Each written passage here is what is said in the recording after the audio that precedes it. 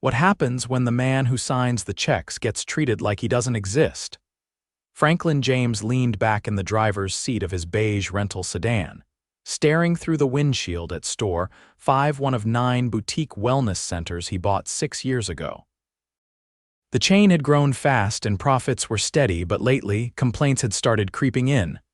Not about prices or the services, but the people: cold staff, long wait times. One customer said they waited an hour just to be told they were too late. Franklin didn't like vague reports or sugar-coated updates from district managers. So he shaved his beard, dyed his hair gray, and put on thick glasses. The corporate office had never sent him to this location, and none of the 9 stores had photos of him. He made sure of that. He walked through the sliding doors dressed in khakis, a faded polo, and carrying a small duffel bag. No one looked up.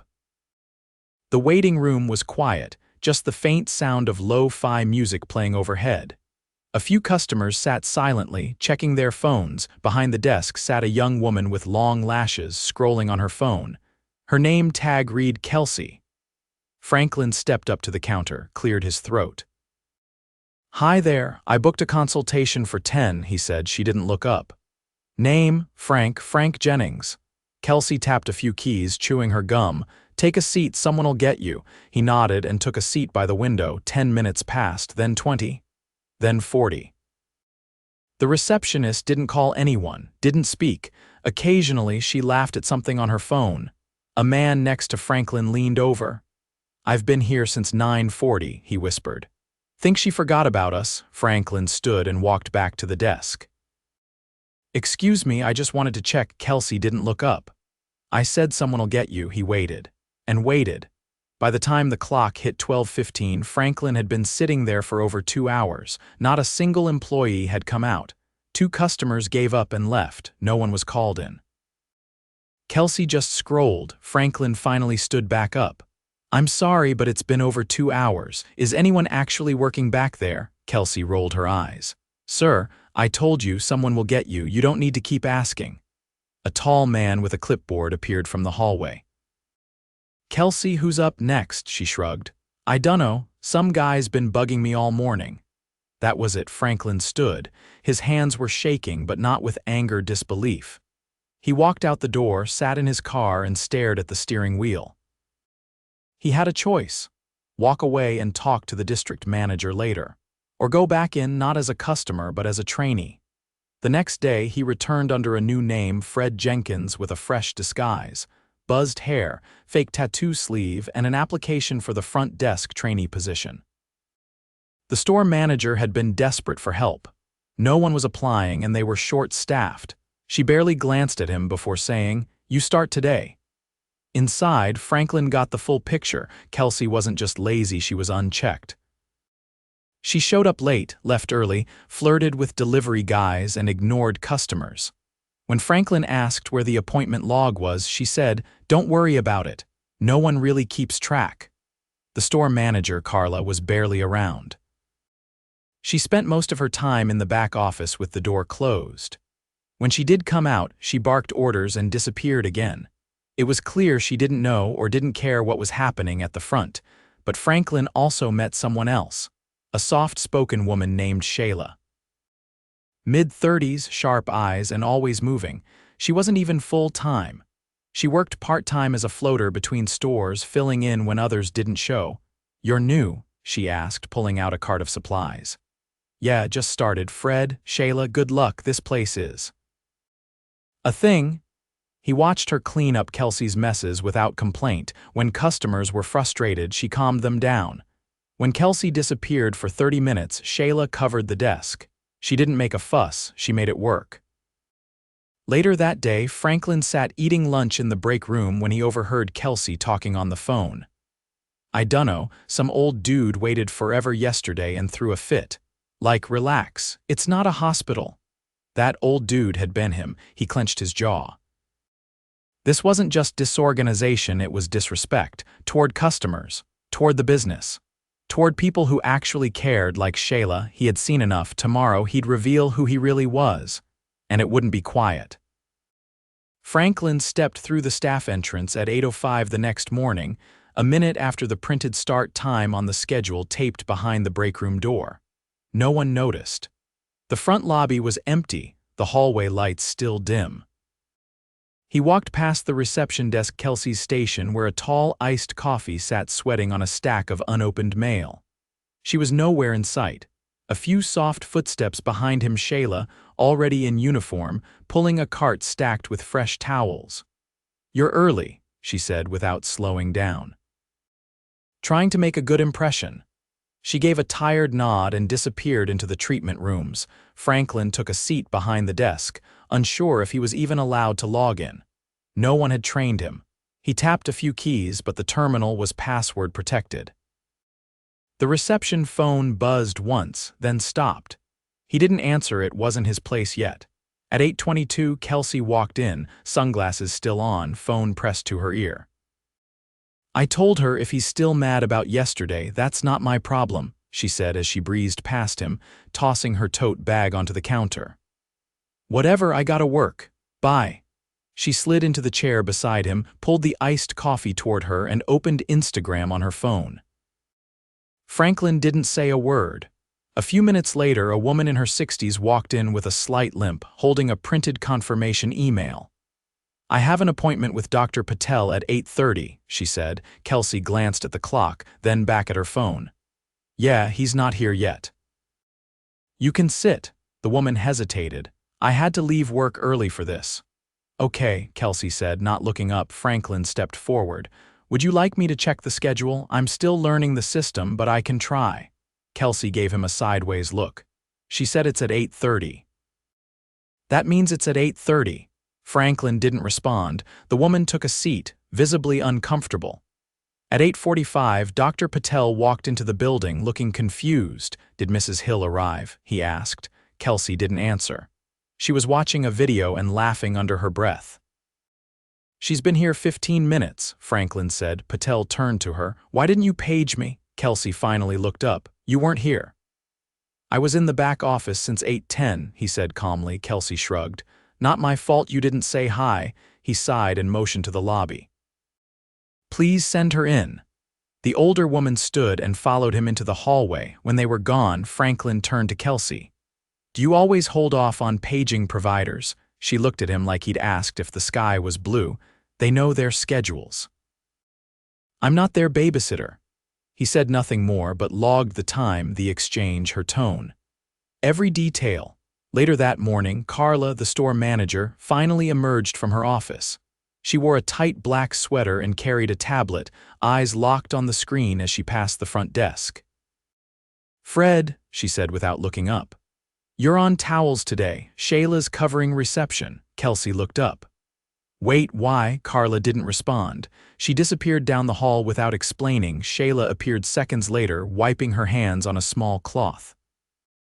"I haven't done front desk in weeks," Franklin offered. "I can do it if you'd prefer." "No," she said quickly. "I'll take it. I'd rather not argue." She took her spot behind the desk, logging into the system with a few quick keystrokes. Her energy was completely different, calm, focused, aware. In the span of 10 minutes, she checked in 2 clients, answered a billing question over the phone, and printed off a forgotten receipt for a man who'd lost his insurance paperwork. Franklin watched her quietly. She never raised her voice, didn't rush, but was constantly moving. At noon, Carla called a staff meeting in the back break room. The room was cramped with barely enough chairs for everyone. Franklin stood in the corner.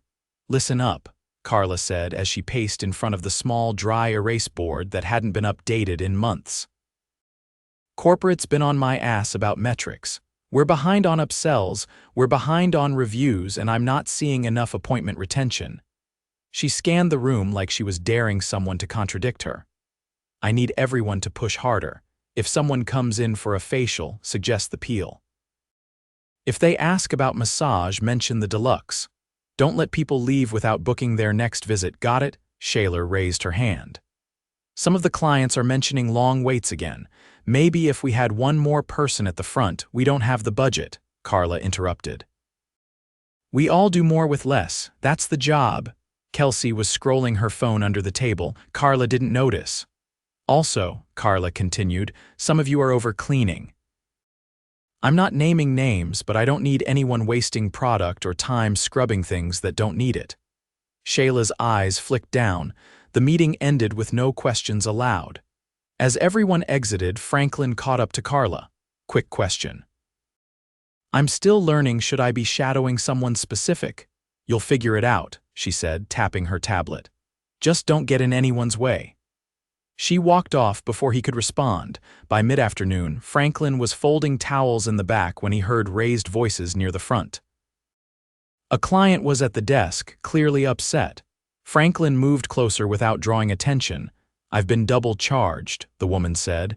I was only here once this week. Kelsey leaned back in her chair. That's not something I can fix. You're at the front desk. Who do I talk to? I told you it's not me. Shayla stepped in from the hallway, drying her hands with a paper towel. I can look into it, she said gently. Kelsey stood. I said it's not our fault. You probably just forgot you came twice. The woman's face turned red. I don't like what you're implying. Shayla stepped between them. Ma'am, I'll print your visit history. Give me 1 minute. The woman nodded stiffly and Shayla disappeared into the back. Kelsey muttered, some people just love drama. Franklin stepped in. That wasn't necessary. Kelsey turned to him. You don't even work here full time. Stay out of it. Shayla returned, handing the woman a paper with 2 dates. Here you are. Looks like it was a system error. I'll make sure it's flagged. The woman calmed immediately. Thank you. That's all I needed. After she left, Kelsey rolled her eyes. Whatever. Franklin walked straight to the break room, pulled out his phone, and called the district HR lead from behind a vending machine. She needs to be removed. Today, he said, there's no recovery from what I've seen. And I'm not waiting until the end of the week. By 4:30, a regional HR rep arrived. She asked Kelsey to come to the back for a routine check-in. Kelsey, unfazed, followed. Within 15 minutes, she was gone. No yelling, no scene, just a blank expression as she gathered her things. When she stepped out the front door for the last time, Shayla turned to Franklin. What happened? He didn't answer. Instead, he grabbed a broom and started sweeping the lobby. Franklin stayed late that evening, helping Shayla close. It wasn't protocol for a new hire, but no one questioned it.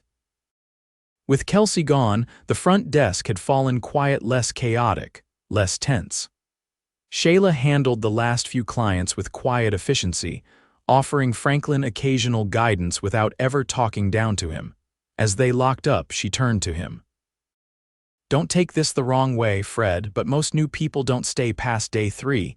You okay? Franklin hesitated. I'm fine. Just trying to understand how this place really works.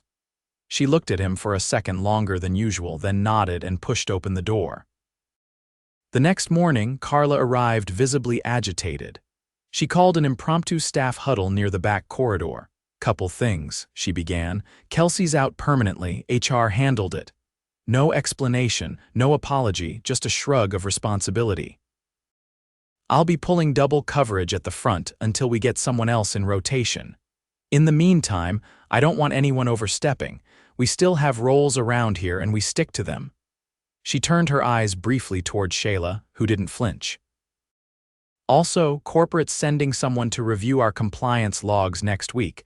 I want every station spotless, no excuses.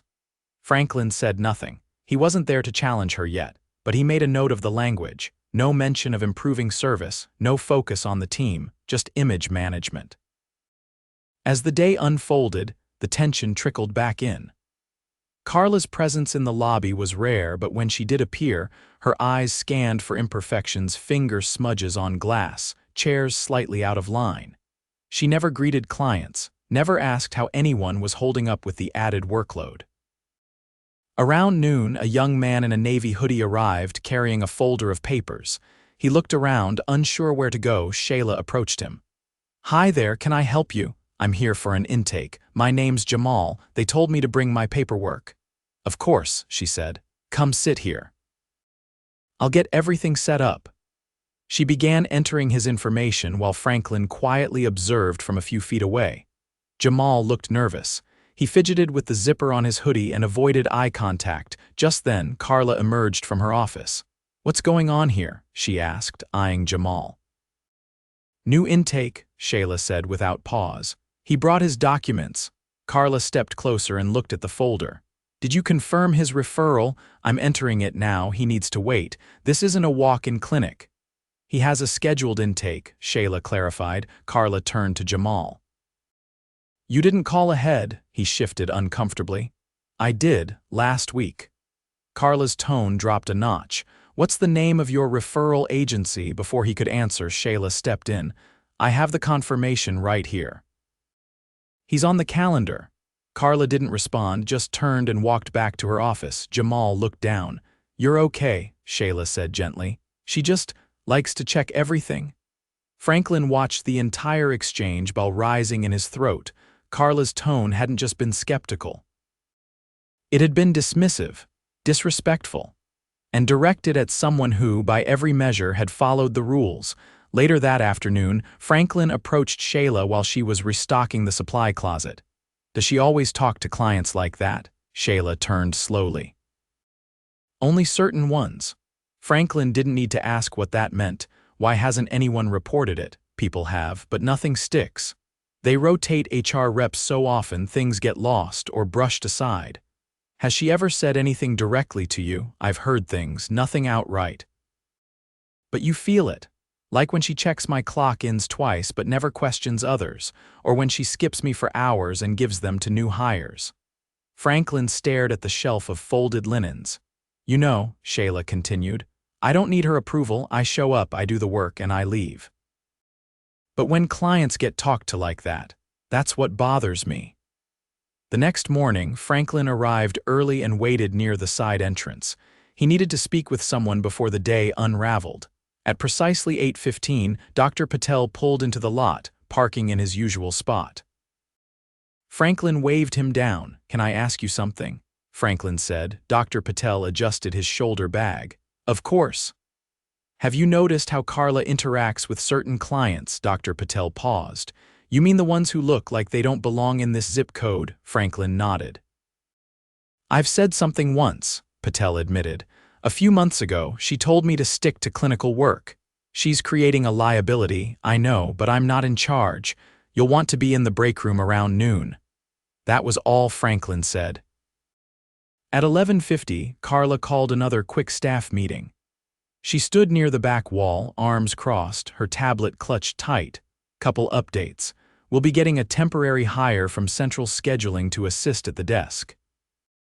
Shayla, you'll go back to floater duties starting tomorrow. Shayla didn't react. And I'm going to be changing how we rotate front desk coverage. Too many hands in the pot lately. Things are slipping. Franklin stepped forward. Actually, I'd like to speak. Carla blinked. This isn't a Q&A. It's not a question, he said calmly. He pulled a small envelope from his back pocket and handed it to her. Carla glanced at it, then opened the flap. Inside was a folded memo on letterhead she didn't recognize. She read the first few lines, then froze. Franklin pulled off his glasses, revealing sharp brown eyes and a familiar face. My name is Franklin James. I own this company. The room fell silent. Shayla's jaw tightened, but she said nothing. Carla's face drained of color. You've been warned before, Franklin said, voice even. About tone, about judgment, about treating people as disposable. She opened her mouth, but he held up a hand. Don't speak. I've sat in your lobby and been ignored. I've watched you undermine staff who keep this place running. I've seen the way you treat people who don't fit your idea of a premium client. I run a tight location. No, Franklin interrupted. You run a fortress, and you've kept good people outside the gate. He turned to Shayla. You're not going back to floater. You're the new assistant manager for this location, effective immediately. He faced the rest of the room. Every employee who's been overlooked or dismissed, I want your names. I want to know who kept this place afloat, and I want to know who else's behavior we've normalized. Carla stepped back. I've given years to this company. And in that time, Franklin said coldly, you've made it harder for people to trust us. That ends now. He nodded to the HR rep who had quietly entered during his speech. She stepped forward and faced Carla. Please gather your belongings. Carla didn't argue. She turned, eyes blank, and walked toward her office.